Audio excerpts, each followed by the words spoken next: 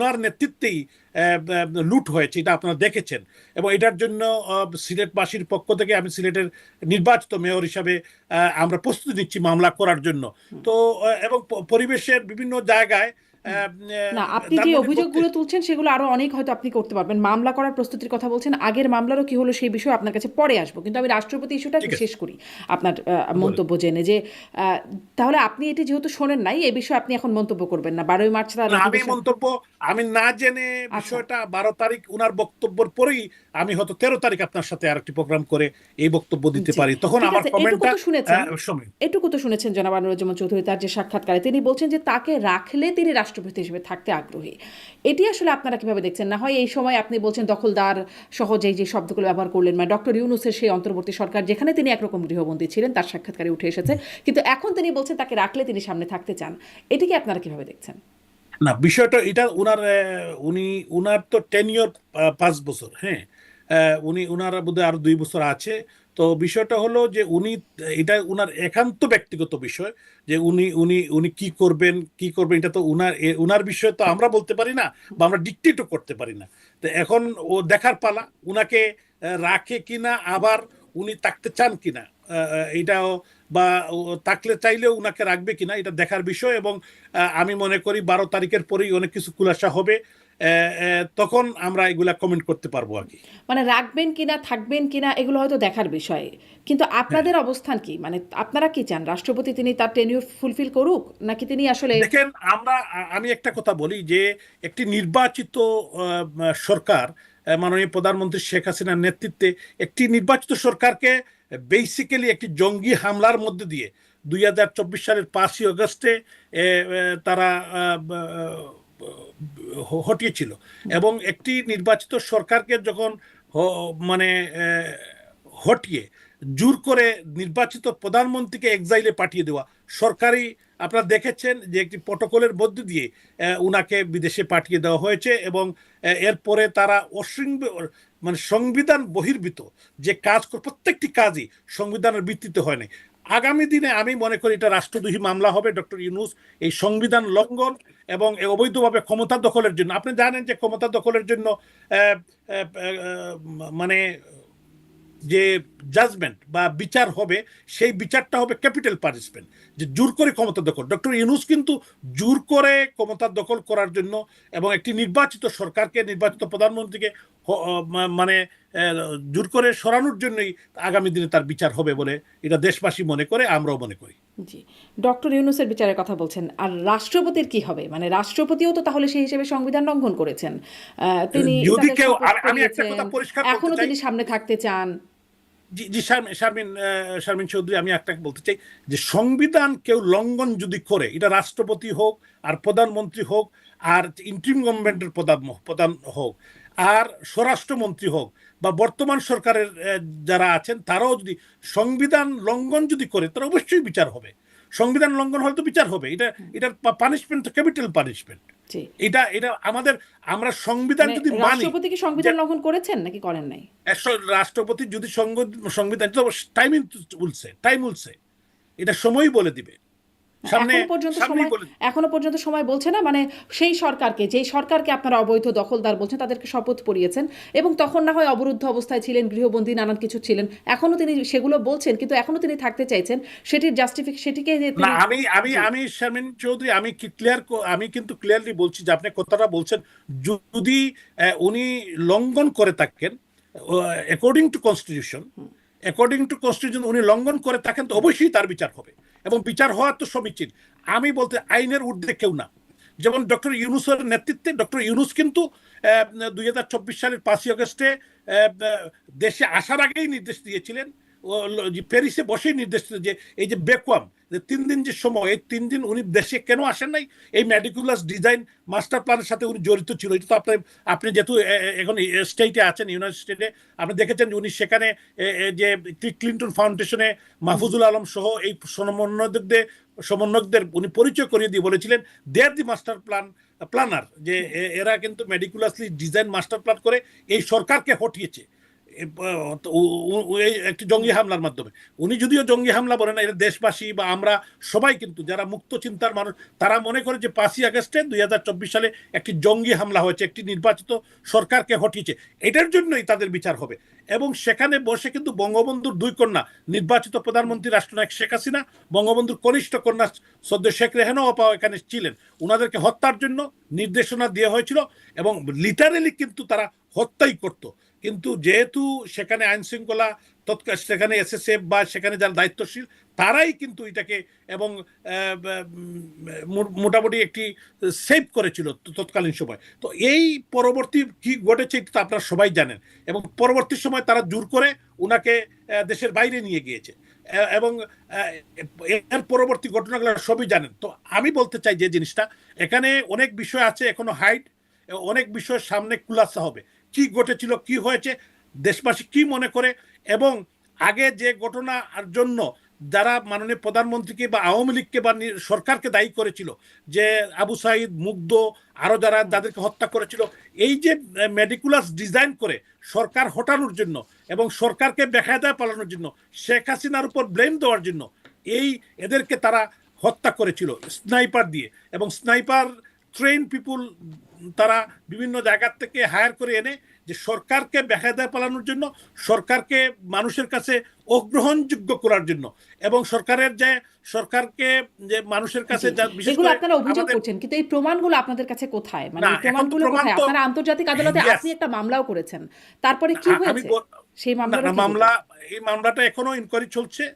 আপনারা জানেন যে এগুলার অনেক সময় লাগে এবং তারা কিন্তু ইনকোয়ারি করে একটা পর্যায়ে, আমি মনে করি যে আগামী দিনে সবই পরিষ্কার হবে। জি অনেকটা কিন্তু মানুষের কাছে খুলাসা হয়েছে জি কি ঘটেছিল, কি ঘটেছে, আগামী দিনে কি ঘটবে সবই কিন্তু, এবং একটি রাষ্ট্রকে কিভাবে মানে একটা শান্তিপ্রিয় একটি মনে করেন আমরা একটি নির্বাচিত সরকার এবং দেশের একটি কঠিন পরিস্থিতির মধ্যে তারা কিন্তু এই রাষ্ট্রটাকে ধ্বংস করে দিয়েছে। জি, এবং আপনি বিশেষ যেমন করে যেহেতু অভিযোগের কথাগুলো বলছেন, এখনো পর্যন্ত প্রমাণ হয়ে যাবে বা আপনি বলছেন প্রমাণ খোলাসা হবে, এখনো যেহেতু হয় নাই, মানে আপনি যেমন তড়িৎ গতিতে অভিযোগগুলো করছেন, ঠিক এরকমই তড়িৎ গতিতে এনসিপি, জামাত এখন বা রাষ্ট্র ক্ষমতায় যারা আছেন বিএনপি, তারাও তড়িৎ গতিতে আপনাদেরকে এরকম অভিযোগ করেন। অভিযোগের জায়গাটাকে তুলে রেখে আমি আসলে এই না প্রশ্নটা আপনার কাছে, না, আমি অভিযোগের শামিন, জায়গাটা তুলে রেখে এই প্রশ্নটা করছিলাম যে যদি ডক্টর ইউনূসকে আপনি রাষ্ট্রদ্রোহী বলেন, বিচার শামিন, হবে, তাহলে কি রাষ্ট্রপতিরও হবে কিনা?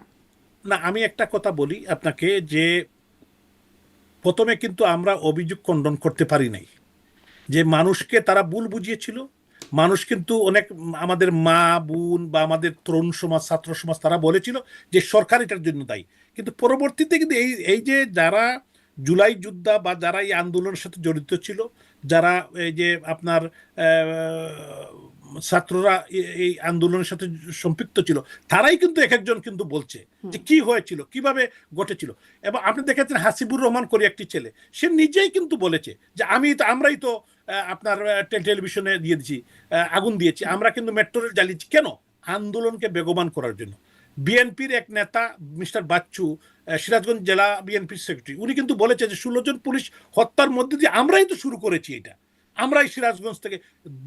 উনি কিন্তু দম্ভ করে বলেছিল।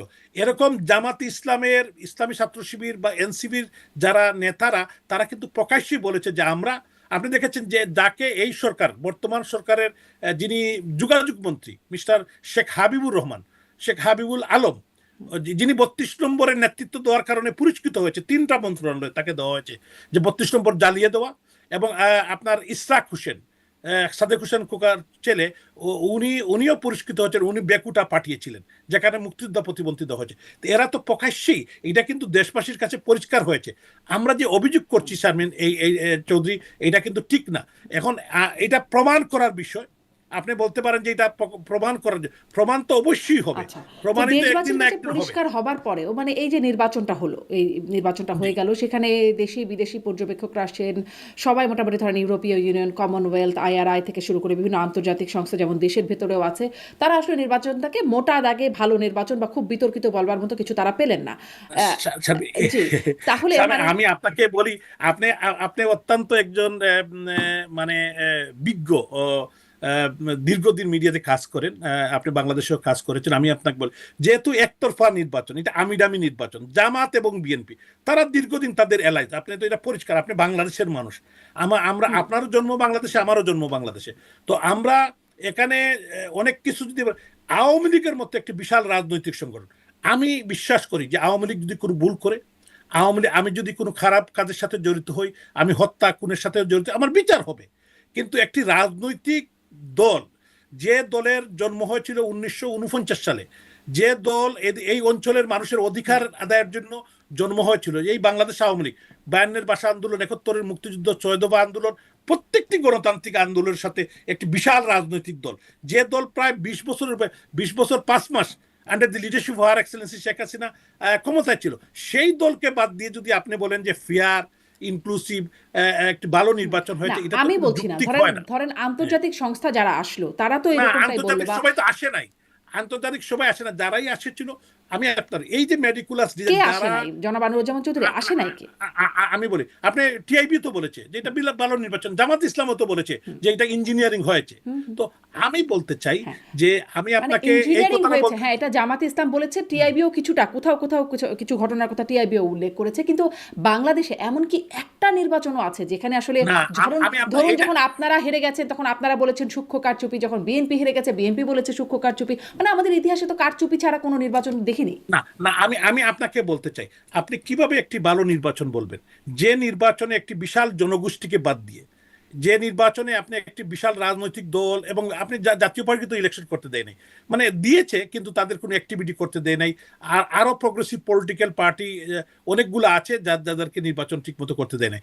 তো এটা জামাত এবং বিএনপির এবং আমি দামি, মানে আমরা মোটামুটি এখন দেখেন যেমনটা 24-এ আপনারা করেছিলেন সেরকমটা, এটা 26-এ আমরা করেছি, কিন্তু আমরা কাউকে বাদ দিই নাই শারমিন চৌধুরী, আমরা কিন্তু সবাইকে ওয়েলকাম করেছি, তারা আসেন নাই। যেমন জাতীয় পার্টি আসছে কিন্তু করতে পারে নাই আপনার ভাষায়। না, আওয়ামী লীগকে তারা বাদ দিয়েছে, তা আওয়ামী লীগকে তারা যেতে দেয় নাই নির্বাচন, আমরা কিন্তু যেতে চেয়েছিলাম, আমরা কিন্তু নির্বাচন করতে চেয়েছিলাম, কিন্তু আমরা তাদেরকে ওয়েলকাম করেছি, তারা নির্বাচনে অংশগ্রহণ করে নেয়, এটাই হলো ডিফারেন্স। 18-তে তারা একবার শিক্ষা পেয়েছে যে অংশগ্রহণ করে কি হয়, সেটা তো 18-তে দেখেছে, আবার কেন নেড়া কয়বার বেল তলায় যাবে? জি, এইটা বুঝছি, কিন্তু আমি এটা বুঝেছি, কিন্তু আপনি যে কথা বলেছেন, কিন্তু আমার কথাটা হলো আওয়ামী লীগ বা আওয়ামী লীগ সরকার বা প্রধানমন্ত্রী শেখ হাসিনা কিন্তু কাউকে নির্বাচন থেকে বাইরে রেখে নির্বাচন করতে চায় না, নির্বাচনে ওয়েলকাম করা হয়েছে, নির্বাচনে তারা পার্টিসিপেট করেন নাই, এবং তারা কোন কারণে করেন নাই, কি কারণে করেন নাই, এটা তারাই বলতে পারেন, কিন্তু আওয়ামী লীগকে বাদ দিয়ে, তাই না, তারা তো বলেছেন তাদের অভিজ্ঞতা 18-তে যা হয়েছে, ফলে তারা জান না।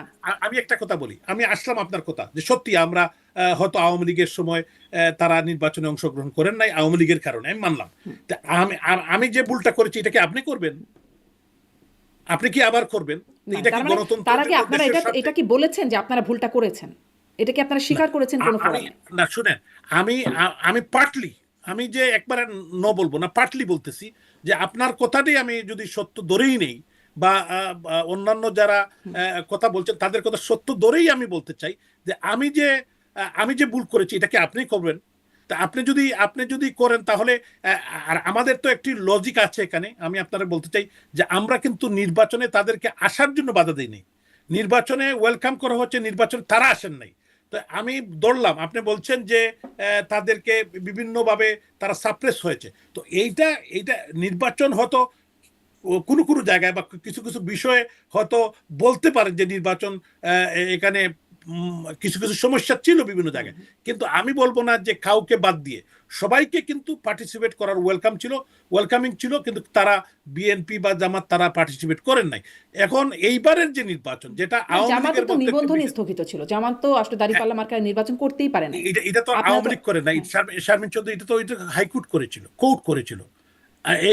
এইভাবে এইবার যেভাবে তারা ডক্টর ইউনূস যে আপনার নির্বাহী আদেশে, প্রধানমন্ত্রী তো করেন নাই, ডক্টর ইউনূস যেভাবে করেছে এবার তো করে কোর্টের মাধ্যমে, কোর্ট আবার তাদেরকে দিয়ে দিয়েছে। তো এইটা তো কোর্ট যদি কোনো সিদ্ধান্ত নেয়, এটা তো একটু দল বা আওয়ামী লীগ বা সরকারে যারা আছেন তার তো কিছু করার নেই, কোর্ট তো তার নিজস্ব গতিতে চলে, কোর্ট তো কিন্তু এই কোর্টে কিন্তু এই সরকারকে মানে সংবিধানের 106 অনুচ্ছেদের অনুসারে বলেছে যে এই সরকার শপথ নিতে পারে, বা সেটা কিন্তু এই কোর্টই বলেছে, সেটাকে আবার আপনারা চ্যালেঞ্জ করে না, কোর্টে কোথায় বলেছে?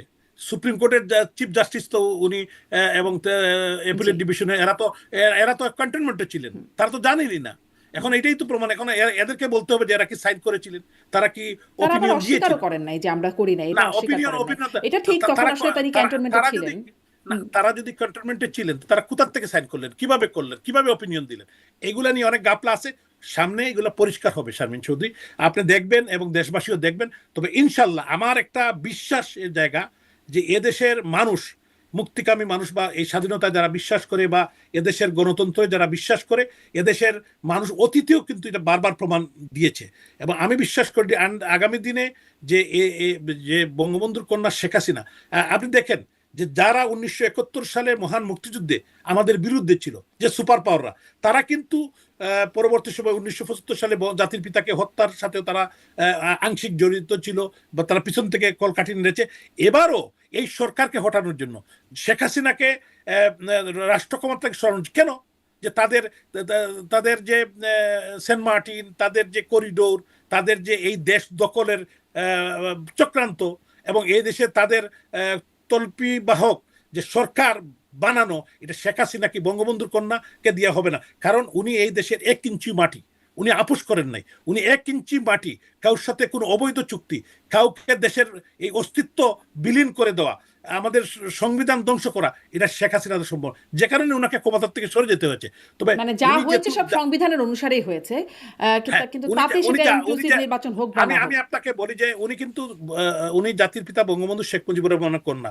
বঙ্গবন্ধুকে কিন্তু পাকিস্তানিরা ধরে নিয়ে গিয়েছিল পাকিস্তানে, এবং উনাকে কিন্তু ফাঁসির রায় দিয়েছিল। উনাকে কিন্তু কবর করে সেখানে দেখিয়েছিল যে উনাকে কিভাবে ফাঁসি দিবে এবং কিভাবে কবর দিবে। উনি কিন্তু বলেছিল যে আমার বাংলার মানুষের কাছে আমার লাশটা পাঠিয়ে দিও। তো বঙ্গবন্ধুর কন্যা শেখ হাসিনা আপোষ করবেন না দেশের স্বার্থে, সংবিধানের স্বার্থে, এই দেশের অস্তিত্বের স্বার্থে, এবং দেশের মানুষ সাথে উনি বেইমানি করেন নাই, যে কারণেই উনাকে ক্ষমতা ছাড়তে হয়েছে, উনাকে আজকে এক্সাইলে থাকতে হচ্ছে। তবে আমি বিশ্বাস করি under the leadership of her excellency Sheikh Hasina দেশের মানুষের কাছে অনেক মোটামুটি 70-80% পরিষ্কার হয়েছে, এবং এই দেশের মানুষ এটার বিচার করবে। 70-80% পরিষ্কার হয়েছে, তবুও 60% ভোট পড়েছে এই নির্বাচনে, এবং সেই ভোটে দেখা যাচ্ছে যে এই কি শারমিন চৌধুরী, আপনি বললাম যে আপনি অনেক অভিজ্ঞ, আপনি জানেন কিভাবে কোথায় কি হয়েছে, কিভাবে ভোট পড়েছে, কোথায় কাকে পাশ করানো হয়েছে, আমরা তো সবই জানি। তারপরেও আমরা সংবিধান, দেশ, আমাদের এই দেশের মানুষের প্রতি আমি একটি কথা বারবার বলতে চাচ্ছি যে বঙ্গবন্ধু কন্যা শেখ হাসিনা, যিনি এই দেশকে ভালোবাসেন, এই দেশের মানুষকে ভালোবাসেন, এই দেশের সংবিধান রক্ষা, এদেশের গণতন্ত্র রক্ষা, এদেশের মানুষ যাতে ভালোভাবে বাঁচতে পারে, এটাই উনার স্বপ্ন। এই দুঃখী মানুষের মুখে হাসি ফোটানোই উনার স্বপ্ন। কিন্তু এই কারণেই কিন্তু অনেক জায়গায় আমরা আমরা আমরা আমরা অনেক কিছু জানার পরেও, বুঝার পরেও, সময় আসবে ইনশাল্লাহ, আজকে যারা এই দেশের মানুষের বিরুদ্ধে কাজ করছে বা দেশের সংবিধানের বিরুদ্ধে কাজ করছে বা দেশের অস্তিত্বের বিরুদ্ধে কাজ করছে, ইনশাল্লাহ তাদের বিচার বাংলার মাটিতে একদিন হবে। যতই ডক্টর ইউনূস এখন আপনাদের বিচার হবে, তারপরে আরেকজনের বিচার হবে, আপনারা যখন ক্ষমতা ছিলেন তখনও একদলের বিচার হচ্ছিল, মানে সবসময় বিচারই চলতে থাকবে আমাদের দেশে। না শারমিন, আমি বলি যে আমি বিচারের বিপক্ষে না। আমি মনে করি যে আমি যদি ভুল করি, আমি যদি কোনো রং করে থাকি, আমার বিচার হোক, অসুবিধা নাই, কিন্তু বিচারটা সঠিক প্রক্রিয়ায় হোক। এই ডক্টর ইউনূস নিজেই কিন্তু 1 বছর উনার এসএসএফ দিয়ে গেছেন, উনাকে একজন দেশের বিশিষ্ট নাগরিক হিসাবে, এসএসএফ বিবিআইপি হিসাবে। তো বিবিআই উনি উনার মতো, সরি টু সে দ্যাট, উনি একজন বয়োজ্যেষ্ঠ মানুষ, উনার মতো একটু নির্লজ্জ মানুষ, উনার মতো একজন নির্লজ্জ মানুষ যে নিজে সিগনেচার করে যে নিজেকে বিবিআইপি বানিয়েছেন, এবং এই দেশের মানুষের, এই গরিবের টাকা দিয়ে হাজার হাজার কোটি টাকা উনি বিদেশে পাচার করেছেন। এবং উনি শুধু না, উনার যে একটা চক্র, উনার যে রেজিম, যে উনার যে যাদেরকে নিয়ে আপনি পার্টি করছেন, এখন বিভিন্ন জায়গায় দেখি উনি কি আপনার বারবাইকিউ পার্টি করেন, যে ওনার যে এনজিও যে একটা এনজিও জুট বলতে পারেন, যারা দেশ বিরুদ্ধে, বিদেশের এজেন্ট, যারা বিদেশের টাকা এনে দেশের বিরুদ্ধে, দেশের সার্বভৌমত্বের বিরুদ্ধে, দেশের অস্তিত্বের বিরুদ্ধে কাজ করে, তাদের বিচার অবশ্যই হবে ইনশাআল্লাহ। এই যে টাকা পাচারের কথা বলছেন, আপনাদের টাকা পাচারের বিচারও এখন চলছে, অনেক অনেক টাকার গল্প আমরা শুনি। ঠিক আছে, আমরা যদি টাকা পাচার করতে, বিচার হোক শারমিন, এটা তো অসুবিধা নাই। আমি যদি টাকা পাচার করে থাকি, আমাকে প্রুফ করুক, বিচার করুক, অসুবিধা তো নাই। এগুলা তো মিডিয়ার মধ্যে, মিডিয়াকে কন্ট্রোল করে, টেলিভিশন জোর করে দখল করে, আপনার কতজন, 150 জনের উপর তো সাংবাদিক আপনার মতো জেলের মধ্যে আছে। এইটা তো কোনো গণতন্ত্র না। সবকিছু খোলা করে দো, ওপেন করে দোক, জি। মিডিয়াকে ওপেন করে দোক, দেশের দেশের জি। মানুষের কথা এখন বলার রাইট এই দোক। যে সরকার মানে আপনাদের সময়ও সেটা হয় নাই, ডক্টর ইউনূসের সময় আপনি বলছেন নির্লজ্জ অবস্থায় তিনি কাজ করেছেন। এই যে সরকার আসলো, এই সরকারের সময় কি হবে এরকম আপনি আশা করতে পারেন? এখন দেখার পালা। আমরা আশা করি এরা ভালো করবে। আমরা চাই, আমরা আশা করি, আমি এই দেশের একজন জনগণ হিসাবে। কিন্তু প্রথমে শুরুতেই তো অনেক কিছু গলত। আমি গতকালকে দেখলাম সালাউদ্দিন আহমদ, যিনি স্বরাষ্ট্রমন্ত্রী হয়েছেন, উনি প্রথম বললেন যে পুলিশকে এবং একটা প্রেগনেন্ট উইমেন, একজন বোনকে সিরাজগঞ্জে হত্যা করেছে। এই বোনটি বলেছিল যে আমি অন্তঃসত্ত্বা, আমাকে মেরো না। এই বাচ্চা সহ, এই পেটের বাচ্চা সহ যারা খুন করেছে, হত্যা করেছে, প্রায় প্রায় বোধহয় 24 জনকে হত্যা করেছিল সেখানে, এই সিরাজগঞ্জেই। এইরকম জ্বালিয়ে পুলিশ হত্যা যারা করেছে, দেশের ল অ্যান্ড অর্ডার সিচুয়েশন যারা দেশকে, দেশের একটি স্টেক হোল্ডার যারা ল অ্যান্ড অর্ডার সিচুয়েশন দেখে মানুষের সুরক্ষা দেয়, দেশের মানুষ যাতে রাত্রে ঘুমাতে পারে ঠিক মতো, সেই পুলিশকে যখন হত্যা করলে আপনি বলবেন যে বিচার হবে না। আমি বলবো যে বিষয়টা হলো তারা প্রপার বিচার করতে পারে। তারা বলতে পারে যে যারা দোষী তাদের বিচার করবে। এইটা যদি না করে যে ডক্টর ইউনূসকে খুশি করার জন্য বা খুনিদেরকে খুশি করার জন্য, এই এনসিপির পোলাপান যারা হত্যাকারী খুনি তাদেরকে খুশি করার জন্য যদি বলে, এইটা এটা খুব সুখকর না। এটা প্রথমেই গলদ। কিন্তু এটা কিন্তু দেখে দেশবাসী আমরা কেউ খুশি হতে পারলাম না। আমি মনে করি যে এটা তাদের শুরুতেই গলদ, এবং এইটা যদি তারা করে তো অবশ্যই ভবিষ্যতে কিন্তু শুধু এই দিন নয়, আরো দিন আছে, এই দিন নিয়ে যাবে সেই দিনের কাছে।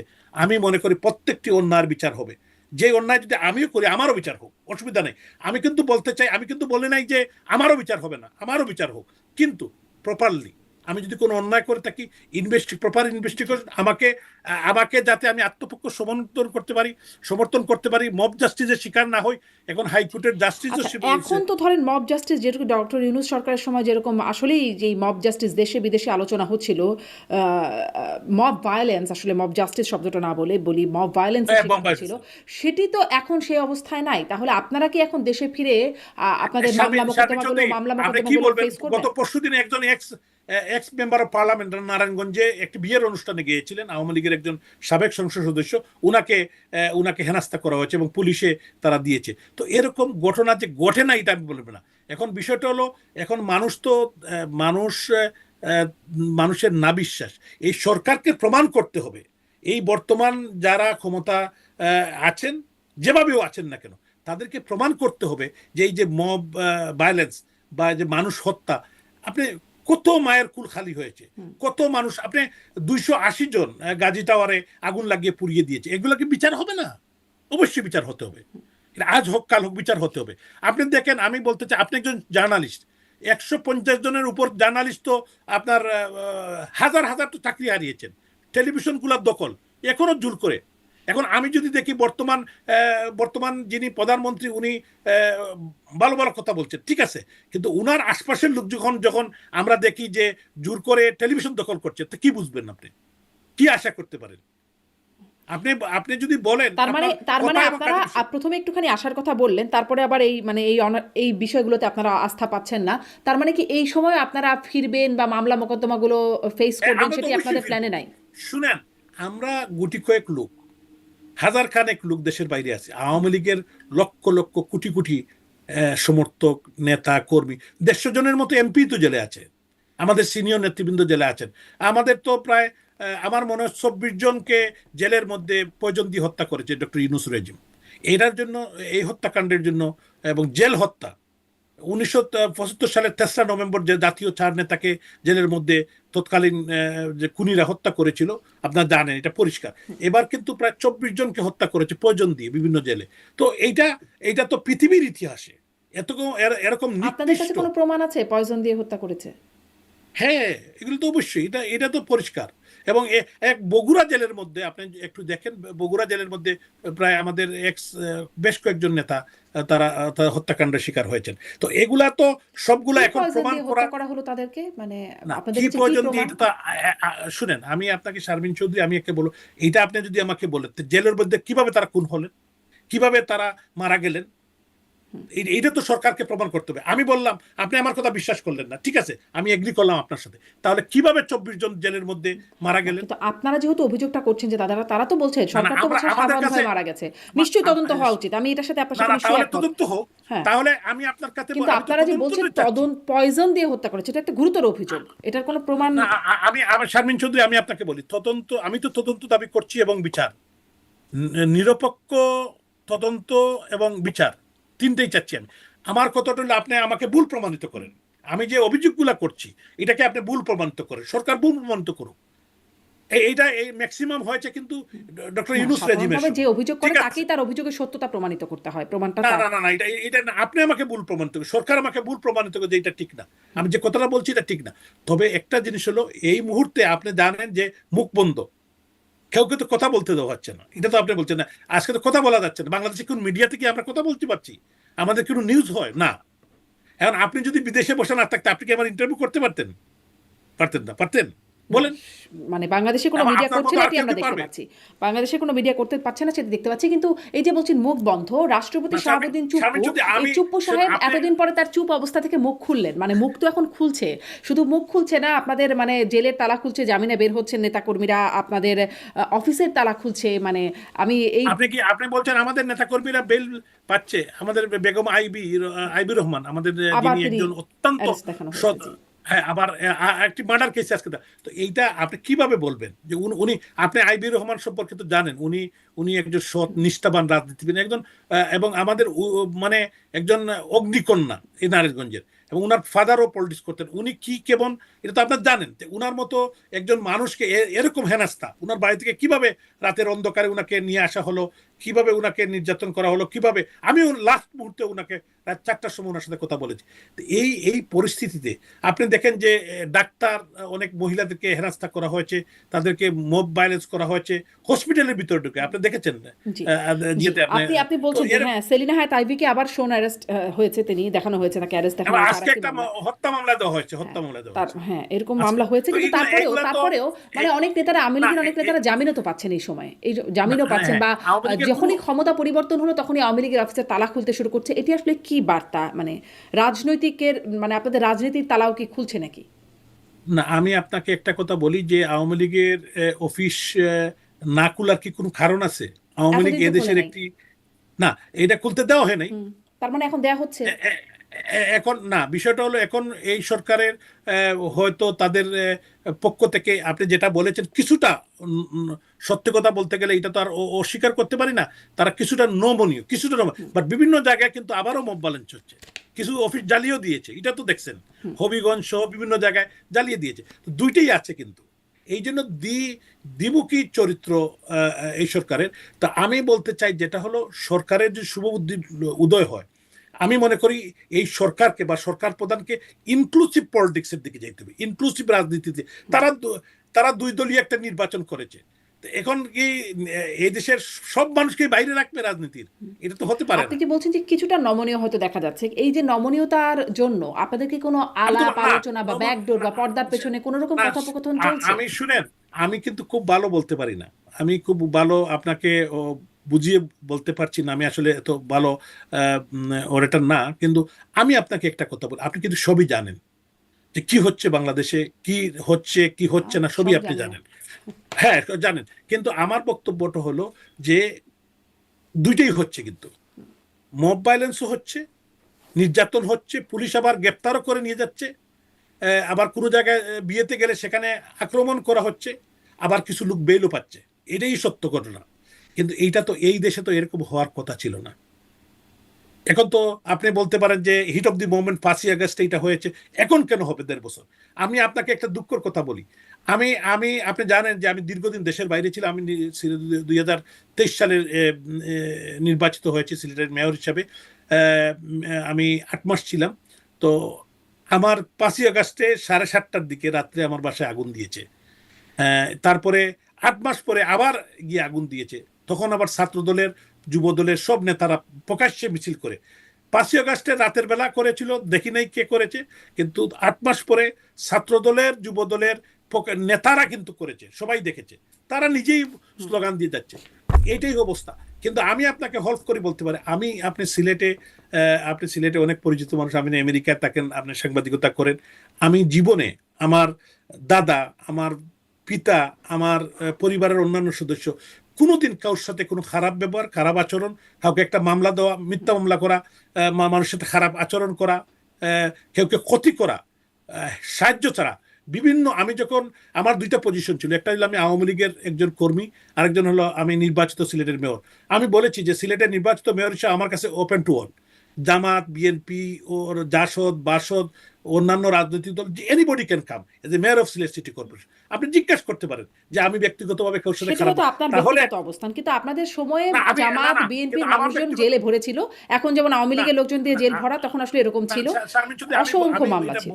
না আমি তো বলছি আমার ব্যক্তিগত কথাটা, আমি বলছি যে এরকম হয় না, আমি এটা বলবো না, কিন্তু আমি ব্যক্তিগতভাবে কারোর ক্ষতি করি না, এটা আচ্ছা, আমার আমি তাহলে একটু বাড়ির ব্যক্তিগত জায়গা থেকেও জিজ্ঞাসা করি। আপনি যে বলছেন যে আসলে সবার সাথে আপনার একটা সুসম্পর্কের জায়গা ছিল, হ্যাঁ আমরা দেখেছি যে আপনি যখন মেয়র হয়েছেন তখন আপনার আগে যিনি মেয়র ছিলেন আরিফুল হক বিএনপির, তিনি তার হ্যাঁ। সাথে আপনার যে সৌহার্দ্যতা, তার বাসায় গিয়েছেন বা তাকে নিয়ে কাজ করার সেই বিষয়গুলো আমরা গণমাধ্যমে দেখেছি।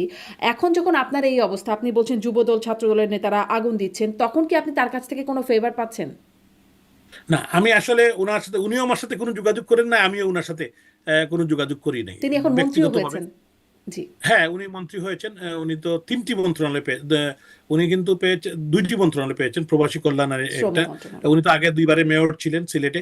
তো আমি বলতে চাই, যেটা আমাদের সিলেটের একটি হৃদ্যতাপূর্ণ পরিবেশ ছিল রাজনীতিতে, আমাদের অতীতে যারা আমাদের জাতীয় নেতৃবৃন্দ আছেন সবাই সাথে, এবং স্থানীয়ভাবেও কিন্তু এত বৈরী পরিবেশ ছিল না। কিন্তু ঘটনাটা হলো এই মুহূর্তে বা এই 5ই আগস্টের পরে যে কিছু ঘটনা ঘটেছে, আমাদের প্রায় 250 বাড়ি করে আগুন দিয়েছে। শুধু আমার বাড়ি না, আমাদের অনেক জাতীয় নেতৃবৃন্দ, লোকাল নেতৃবৃন্দ, ছাত্রলীগ, যুবলীগ, স্বেচ্ছাসেবক লীগ, এইটা কিন্তু অতীতে এই শহরে কোনোদিন ঘটে নাই, এই সিলেটের ঘটে না, এবার ঘটেছে। আমাদের দুইজন, এক যুবলীগের 2 নেতাকে হত্যা করা হয়েছে। তো মানে এগুলা একটি, মানে এটা চিন্তার বাইরে কিন্তু সিলেটের মানুষ হিসাবে, মানে আমি সিলেটের মানে প্রেক্ষাপট থেকে বলছি। তো জি। যে জিনিসটা হলো, জি, তো কেন আসলে আপনারা তো আমরা আলোচনা কেউ করবার কোনো চেষ্টা করছেন না? মানে আপনাদের আগের থেকে পূর্ব পরিচিত সৌহার্দ্যপূর্ণ সম্পর্ক যদি থেকে থাকে, কেন আপনারা আলোচনা করবার চেষ্টা করছেন না? না, আর আলোচনা করার কোনো স্কোপও তো নাই। আপনি দেখেন, যখন আমার বাড়ি 2বার জ্বালানো হয়েছে, তা আমি কি আলোচনা করব? আমরা এটা, আমার সিটি কর্পোরেশন থেকে আমার ছবিটাও নামিয়ে দেওয়া হয়েছে। সিটি কর্পোরেশনের আমি নির্বাচিত মেয়র, অন্যান্য যে 2জন আছেন ওনাদের ছবি আছে, কিন্তু আমারটা সরিয়ে দেওয়া হয়েছে। তো এটার জন্য আমি কার কাছে বিচার দেবো? আমি কি বিচার বলতে পারি যে আমার ছবিটা আবার টাঙ্গান? আমি কি বলতে পারি এটা আমার বাড়ি জ্বালিয়ে দিয়েছে? এটা তো আমি লজ্জার, আমি মনে করি এটা আমার জন্য ব্যক্তিগতভাবে যদি আপনি আমাকে জিজ্ঞাসা করেন, আমি তো এটা কাউকে বলতে পারি না যে আমি এই সিলেটের সন্তান হিসাবে, সিলেটের একজন নির্বাচিত প্রতিনিধি হিসাবে আমার বাড়ি জ্বালিয়ে দিয়েছে, আমি গিয়ে বিচার দিলাম। কার কাছে বিচার দিব? কেন? আমি জনগণের উপরে রেখা দিছি। সিলেটের মানুষ দেখেছে কি হয়েছে, এবং সিলেটের মানুষ অতীতেও আমরা কি করেছি। আমরা ব্যক্তিগতভাবে সিলেটের, আমিন শুধু না, আমাদের কোনো নেতৃবৃন্দ কারোর সাথে কোনো খারাপ ব্যবহার আচরণ করে নাই। জি। আমি হলফ করে বলতে পারি। আপনি হ্যাঁ, মামলা অনেকের নামে, আমি কিন্তু এটা এটা বলবো না যে মামলা হয় নাই, মামলা হয়েছে, অনেকে জেলও গিয়েছেন। এটা তো অতীতে আমরাও গিয়েছি, আমাদের অনেক নেতৃবৃন্দ গিয়েছেন। মামলা হোক, এখন যদি আমাদের কেউ জেলে যায় এটা নিয়ে সমস্যা না, কিন্তু জেলে যাওয়ার পর, যদি কোর্টে যাওয়ার পর মব ভায়োলেন্স হয়, মানুষের আত্মসম্মান বোধে আঘাত লাগে, এইটাই খারাপ, বুঝছেন? মামলা হইতে পারে, রাজনীতিবিদ মামলা হইতে পারে, আমার বিরুদ্ধে মামলা হইলে আইল ফেস দি কোর্ট, আমি তো ফেস করব, অসুবিধার না। আমি আইনে বিশ্বাস করি। হ্যাঁ, আমি এখন আমি আপনার যাবো, তাহলে মামলা সারেন্ডার ফেস করবো। করার মতো পরিস্থিতি আছে বলে আপনি এখনো মনে করছেন না, নাকি করছেন? না, এখনো না, এটা এখনোই আমি এটা বিশ্বাস করি না।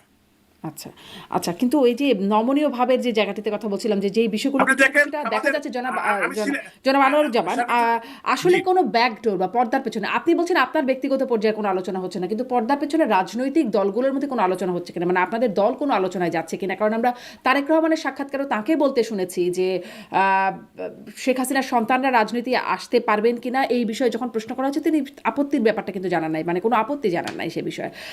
আবার সজীব ওয়াজেদ জয়ও কথা বলতে চেয়েছিলেন নির্বাচিত প্রধানমন্ত্রীর সাথে, মানে নির্বাচনের আগেই এই আশা তিনি ব্যক্ত করেছেন, একসাথে অবশ্যই কাজ করব বলে তিনি বলেছেন। মানে কোনো পর্দার পেছনে কোনো আলোচনা হচ্ছে কিনা?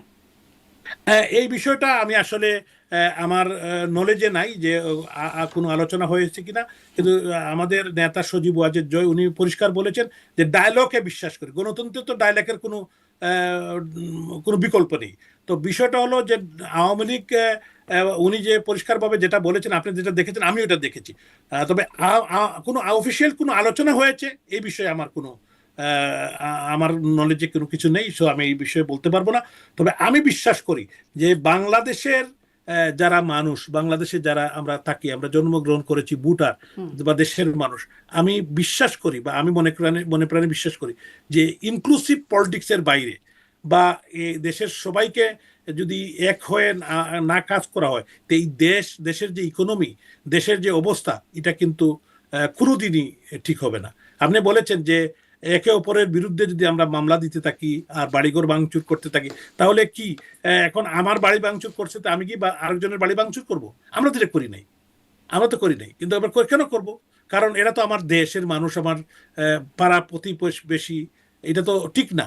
কিন্তু যারা করেছে তাদেরকে এটা মানে মনে রাখা উচিত যে একটি সরকার 5 বছরের জন্য আসে বা আরো বেশি দিন থাকতে পারে, আবার এরপরে কিন্তু আরেকটি সরকার আসে, তাই না? আবার আরেকটি সরকার আসে। তো এইটা তো হইতে পারে যে মানুষ কিন্তু সেই কথাটাকে আপনারাও ভুলে গিয়েছিলেন কিনা, মানে যার কারণে বিরোধী দলের প্রতি এত মামলা বা এত দমন নীতি ছিল, সেটা কি আপনারাও ওই সময় ভুলে গিয়েছিলেন কিনা যে 5 বছর পরে আপনাদের আসলে সরকার পরিবর্তন হতে পারে? অবশ্য আপনারা পরিবর্তনের কোনো রাস্তাও রাখেন নাই, সেরকম রেখেছিলেনও কি?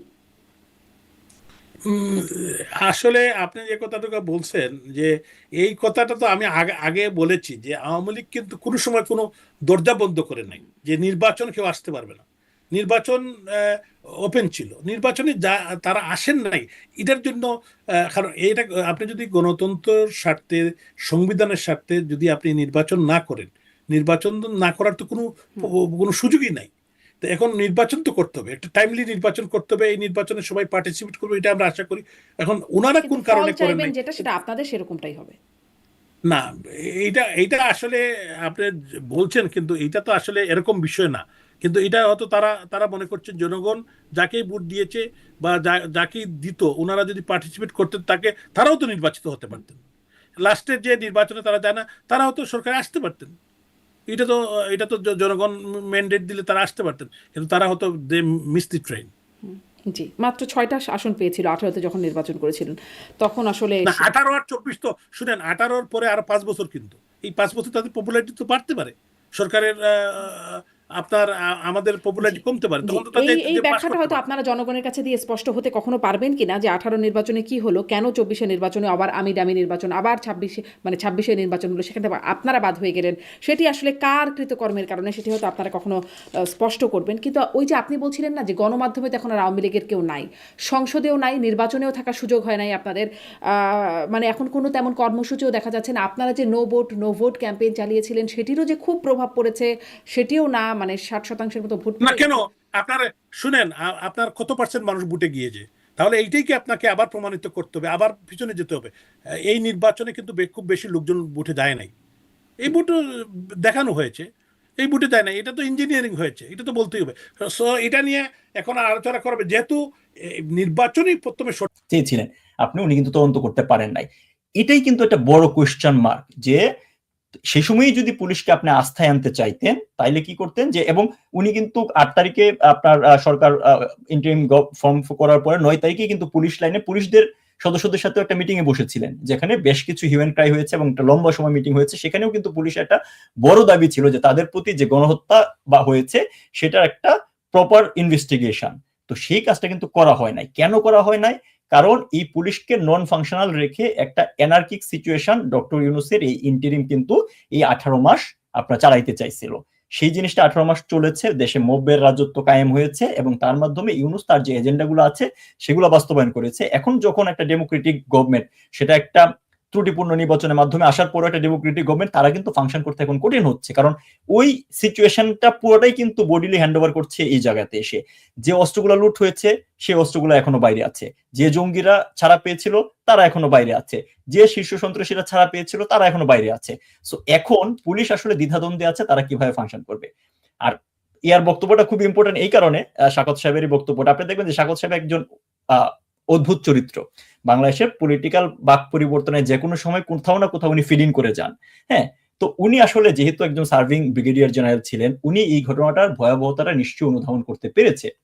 ওনার কাছে ফার্স্ট হ্যান্ড সেই ইনফরমেশন ছিল, এবং উনি এটা খুব ভালো করেই জানেন যে ক্রিমিনাল অফেন্স, এবং সেটা যদি হয় হত্যাকাণ্ডের মতো বিষয়, সেটা কখনো তামাদি হবে না। অর্থাৎ এই সুপিরিয়র রেসপন্সিবিলিটি কেন স্পেসিফিক অভিযোগ থাকা সত্ত্বেও সেটা তদন্ত করা হয় নাই, সেই বিষয়টা কিন্তু ভবিষ্যতে ওনাকেও জবাবদিহিতার আওতায় আনতে হবে। আমার কাছে মনে হয় উনি অনেকটা সেফ সাইডে চলে যাওয়ার জন্য এই বক্তব্য বয়ানগুলো এখন দিচ্ছেন, আদারওয়াইজ তারিখগুলো এখন কিন্তু কথা বলার প্রয়োজন নাই।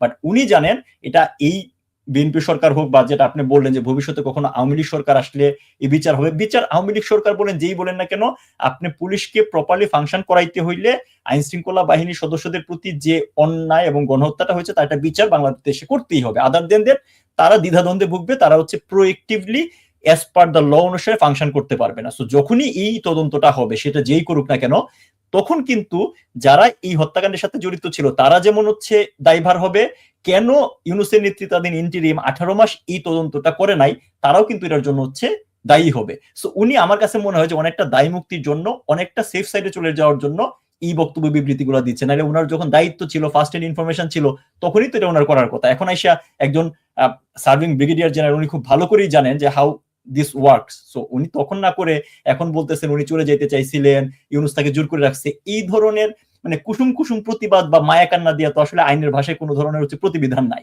সো ওনারও যদি কোনো দায় থাকে, কেন উনি এই দায়িত্ব পাওয়ার পরেও এই কাজটা করলেন না, সেই দায় কিন্তু সেটার এগেনস্টে যদি কখনো ব্যবস্থা নেওয়া হয়, সেটার জন্য কিন্তু ওনাকে জবাবদিহিতার আওতায় পড়তে হবে। এর কিন্তু এই কথা বলে কিন্তু এখান থেকে পার পাওয়ার কোনো সুযোগ নাই। উনি এক কথা উজ্জ্বল রেখে গেছেন, কিছু বেসামরিক লোকজন, সাধারণ লোকজনের হাতে স্নাইপার উনি দেখেছেন, এবং তাদের চেহারা আমাদের মতো না। এটা যে কি বলতে চাইছেন উনি? দেখেন ভাই, স্নাইপার তো খুবই সেন্সিটিভ একটা উইপন, এবং আপনার র্যান্ডম মানুষজন কিন্তু স্নাইপার ইউজ করে না। পুলিশেরও একদম বিশেষায়িত হিসাবে সোয়াট যেটা আছে, সেখানে ট্রেন্ড স্নাইপার আছে। এট দ্য সেম টাইম আপনার মিলিটারিতেও কিন্তু কমান্ডো বলেন, একদম আপনার স্পেসিফিক কিছু জনরা বা ইনফেন্ট্রি ডিভিশনের কিছু জায়গায় আছে। সব ডিপার্টমেন্টেও কিন্তু স্নাইপার নাই। অর্থাৎ কোনো একটা জায়গায় স্নাইপারের অ্যাক্সেসটা কারা পাচ্ছে, কারা স্নাইপারটা ব্যবহার করছে, এটা খুঁজে বের করা কিন্তু খুব কঠিন কিছু না।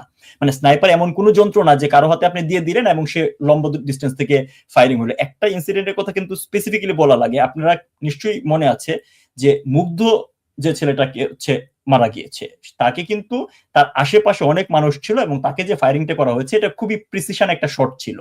তো এই ধরনের শট, এবং সেই শটটা এসেছে এমন জায়গা থেকে যে দিক থেকে আন্দোলনকারীরা ছিল সেই দিক থেকেই, অর্থাৎ নিরাপত্তা বাহিনী সদস্যদের অবস্থানের দিক থেকে আসে নাই।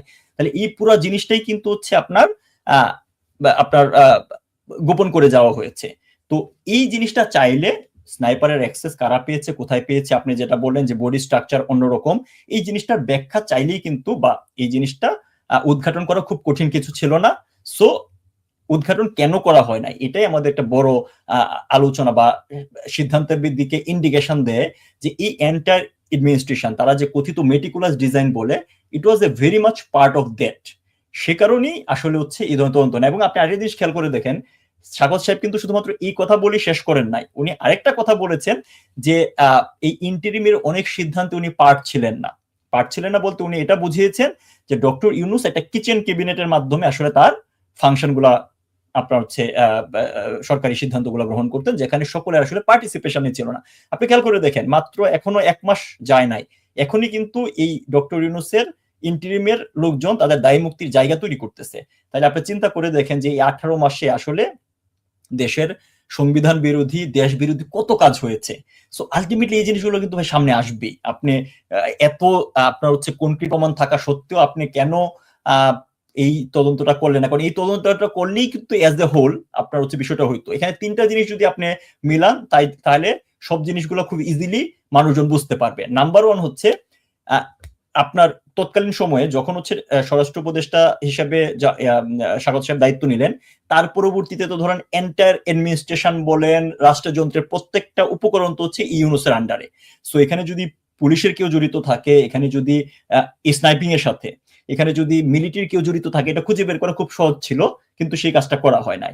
নাম্বার 2 দেখেন, সাবেক প্রধানমন্ত্রী জননেত্রী শেখ হাসিনা যে জুডিশিয়ালি এনকোয়ারি কমিটি গঠন করেছিলেন, অর্থাৎ যে হত্যাকাণ্ডগুলো হয়েছে সেই এনকোয়ারি কমিটি কিন্তু ফাংশন করতে দেওয়া হয় নাই। অর্থাৎ আসলেই এই হত্যাকাণ্ডের সাথে কারা জড়িত সেটা ইন্টারিম খুঁজে বের করতে চায় না। এবং নাম্বার 3 দেখেন যে এদেরকে একটা ইন্ডিমিনিটি দেওয়া হয়েছে, অধ্যাদেশ জারি করে ইন্ডিমিনিটি দেওয়া হয়েছে। এবং আপনার নিশ্চয়ই মনে আছে যে কুমিল্লার একজন নিহতকে যখন আপনার তার পোস্টমর্টেম করার জন্য লাশ কবর থেকে তোলার ব্যাপারে কোর্ট নির্দেশনা দিয়েছিল, এই সার্জিস এবং এই হাসনাত গং কিন্তু তখন একটা আন্দোলন গড়ে তুলেছিল যে কারো কোনো ধরনের পোস্টমর্টেম বা তদন্ত হইতে পারবে না। তো এই তিনটা জিনিস আসলে সুস্পষ্টভাবে ইন্ডিকেশন করে যে এই জুলাই এই কথিত সন্ত্রাস এবং দাঙ্গা মধ্য দিয়ে যে মানুষগুলা, যে নিরীহ আন্দোলনকারীরা যারা বিভ্রান্ত হয়ে এই আন্দোলনে গিয়েছিল, হত্যাকাণ্ডের শিকার হয়েছে, তার পুরা দায়িত্ব আসলে, তার পুরা দায়ভার আসলে এই এন্টায়ার ইন্টারিমের মাঝে। আজকে শাকাত সাহেব কথা বলতে শুরু করেছেন, আমি প্রিটি শিওর এরকম প্রচুর ডকুমেন্ট এবং প্রমাণ আমাদের আরো সামনে আসবে। কারণ যেটা আমি বলছিলাম যে এই আহতের মাঝে আইন শৃঙ্খলা বাহিনীর সদস্যরাও আছে, তারা যেখানে ট্রিটমেন্ট নিয়েছে সেখানে এক্সরে রিপোর্ট আছে, যেখানে যারা আহত অন্যান্য আন্দোলনকারী যারা ছিল তারা যেখানে ট্রিটমেন্ট নিয়েছে সেখানে সেই প্রমাণ রয়েছে। তারা হয়তো সাময়িকভাবে সেই প্রমাণগুলা ধামাচাপা দিয়েছে, কিন্তু কারো না কারো কাছে কিন্তু ভাই এই প্রমাণগুলা ঠিকই আছে। এবং সময় মতো এই শাকাত সাহেবের মতো অনেকেই কিন্তু স্পিক আউট করবে, এবং তখন এক্স্যাক্টলি এই জুলাইয়ে আন্দোলনের নামে কি হয়েছে দেশের মানুষ জানতে পারবে। এবং আমি বিশ্বাস করি সেই দিনটা খুব বেশি দূরে নয়। শেখ হাসিনার চলে যাওয়ার যে ছবিটা হেলিকপ্টারের, এটাও কিন্তু একটা প্রচার আছে, স্নাইপারের ইয়েতে তোলা সেটা।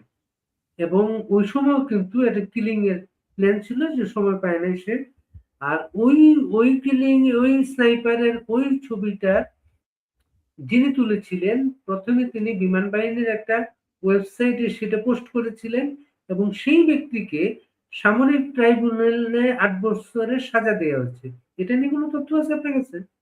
এটা নিয়ে কোনো স্পেসিফিক তথ্য নাই, কিন্তু আমি যে জিনিসটা বললাম যে সর্বতভাবে এই বিষয়টাকে হাইড এন্ড সিন করার, অর্থাৎ ডক্টর ইউনূস এই এডমিনিস্ট্রেশনের সাথে, এই ইন্টারিমের সাথে আপনার জড়িত স্টেক হোল্ডার গুলা কারা? ডক্টর ইউনূস এবং তার নেতৃত্বাধীন ইন্টারিম গং, একদিকে জামাত, বিএনপি, এনসিপি পলিটিক্যাল এন্টিটি হিসাবে, অন্যদিকে হচ্ছে বাংলাদেশ আর্মি। তারা কিন্তু প্রত্যেকেই একজন আরেকজনকে হচ্ছে আপনার শেল্টার দিয়েছে। তাদের প্রত্যেকেই একজন আরেকজনের দোষ গোপন করেছে, গোপন করে কিন্তু এই একটা অস্থিতিশীল অবস্থা 18 মাস চলতে দিয়েছে।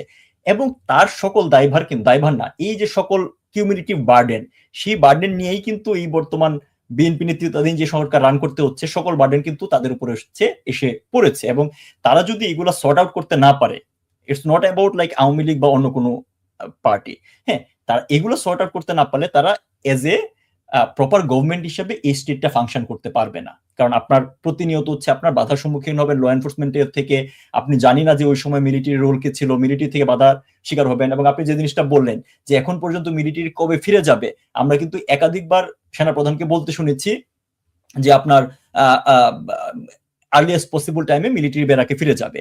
তো উনি দেখলাম সেনাবাহিনীর মাঝে উনি এক ধরনের রিফর্ম আনতেছেন, শীর্ষ পর্যায়ে অনেক চেঞ্জ এনেছেন, কিন্তু সেনাবাহিনীকে ঘরে ফেরার ব্যাপারে কিন্তু কোনো ধরনের বক্তব্য নাই। তো এই রিফর্মটা তো আসলে সবাইকে, উনি যখন হচ্ছে ক্যান্টনমেন্টে ফেরত নিয়ে যাইতেন এবং কার কি রোল ছিল না ছিল এটা একটা সেলফ ইভালুয়েশন করে তখন যদি এই চেঞ্জগুলো করতেন, সেটা বোঝাইতো যে সেনাবাহিনী তার মতো করে, যেটা তার এক্সাক্ট দায়িত্ব, কনস্টিটিউশনাল রেসপন্সিবিলিটি, সেই কাজে গিয়েছে। আমরা দেখছি যে এটা নিয়ে কোনো আলাপই না, সেনাবাহিনী তার মতো এখনো বিলং করতেছে, উনি তার মতো করে হচ্ছে একটা আই ওয়াশিং রিফর্ম করছেন। সো এই পুরো বিষয়গুলো কিন্তু এখনো ভাই একটা অস্পষ্টতার মাঝে রয়েছে, একটা দ্বান্দ্বিক সিচুয়েশনের মধ্যে রয়েছে। সেনাবাহিনীর পরিবর্তন গুলো নিয়ে বলা হচ্ছে, জেনারেল ওয়াকার তার প্রতিপক্ষ হিসেবে চিহ্নিত যারা ছিলেন তাদেরকে এই সরিয়ে দিয়েছেন। আসলে ব্যাপারটা কি হচ্ছে সেটা, এই পরিবর্তনটা, রিফর্মটা?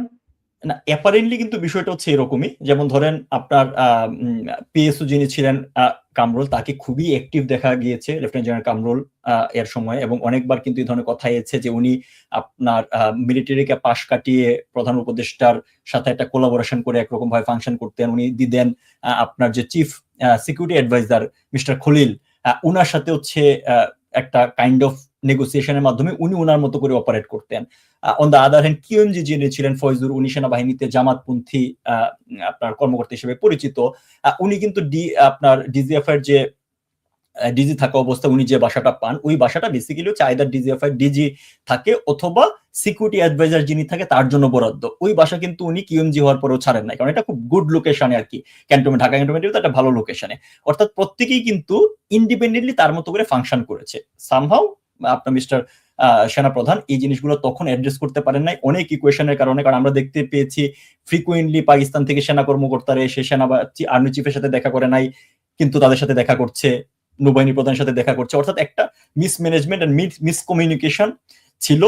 তো নিশ্চয়ই উনি সুযোগ পাওয়া মাত্রই, বা সুযোগ মানে উনি তার ওই গ্রিপ গুলো এখন হচ্ছে ফুললি ফার্ম করছেন, শক্তিশালী শক্তি অর্জন করে। ওনার যে অ্যাপারেন্টলি যে বিরোধী পক্ষটা ছিল, সেটা আদর্শিক হোক, সেটা নৈতিকভাবে হোক, বা সেটা হচ্ছে প্রভাব বিস্তারের ক্ষেত্রে হোক, উনি তাদেরকে হচ্ছে সাইড করে দিয়ে তিনি আস্থার লোকজনকে নিয়ে এসেছেন। এবং আমি মনে করি যে সেনাবাহিনীর উপরে উনি একটা প্রপার গ্রিপ এখন উনি এস্টাবলিশ করতে পেরেছেন এই পরিবর্তনগুলোর মধ্য দিয়ে। এবং এই গ্রিপ এস্টাবলিশ করে উনি আসলে কি করতে চান সেটা এখনো ডাউটফুল। তার কারণ হচ্ছে উনি তার গ্রিপ স্ট্রং করছেন, কিন্তু সেনাবাহিনীকে মাঠ থেকে তুলে নেওয়ার ব্যাপারে কোনো ধরনের বক্তব্য বয়ান আমরা দেখতে পাচ্ছি না। আবার আগে দেখেন যে উনি এর আগে তার বক্তব্য বিবৃতিতে তার অ্যাটিটিউড ছিল খুবই ডেমোক্রেটিক, লাইক উনি কোনো কিছু হইলে একটা দরবার ডেকে সেনা কর্মকর্তাদের সাথে কথা বইলা তারপরে বলতেন, এবং সকল দোষ সেনা